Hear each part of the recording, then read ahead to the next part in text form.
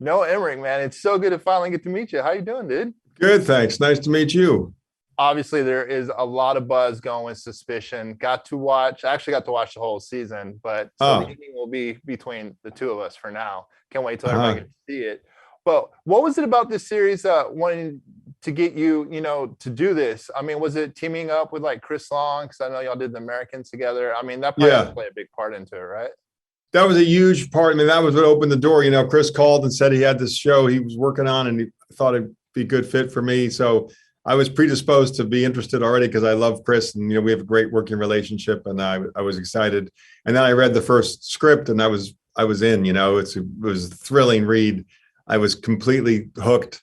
I had no idea where this thing was going to go, how it was going to turn out, which is an unusual, thing. We're a pretty sophisticated audience these days. It's hard to keep us in the dark. And I thought Rob did an incredible job with the writing. So, and then I heard about the cast and it's like, well, this is all good in every way. Uh, and I jumped in. Dude, I love it. I mean, your character Scott Anderson. Actually, I want to ask this about your character. He has like a little I don't know if you called it tick or what's up with that with the character. Is he doing that just to get in their heads, or is that Yeah, something that's kind of going on that bigger? it's a good question. It was written in the script. People have asked me if that was an invention of mine or if that was actually scripted, and it was in fact scripted. That he does this thing to get under people's skin. I think it's a technique he uses to just to kind of like it's like a little bit of water torture. It's this clicking sound that is just uncomfortable and disorienting and weird.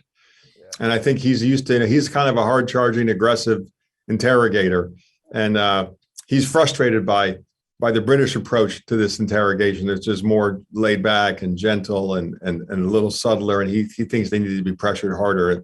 So he starts to pull out he's not allowed because his hands are kind of tied behind his back, right? He's there as an advisor, as an observer. It's not his investigation, but he can't resist from somehow turning the screws a little bit. And he pulls out some of his tricks. Yeah, us I'm glad Americans you, got to be a little bit more gung ho. And as somebody with Tourette syndrome, I had to ask that question. So I was wondering if there's any type of connection with that. oh yeah. Oh yeah. For this show, what sets it apart for you from like other drama series?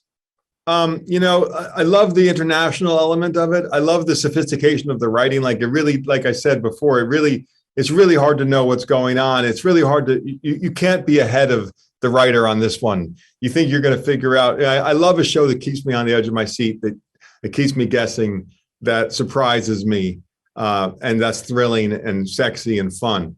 And I feel like this had all of those elements. It absolutely did, man. And by the way, I want to hear you. I want to see you in a role where you're singing because I know you went to Yale. I know you sang. I was actually in a choir, but it was an elementary school choir, and I was in the back row. I don't know what that means. I'm a back row guy myself. I relate. I was terrible. It was because I was bad, It's just so fun to sing, though. Dude, it is. But I would love to see you in a role for singing at some point in the future. So I'm with you. I would love that. Let's make it happen. all right, let's do it, man. Have a great day. All right. Noah. All right. Thanks.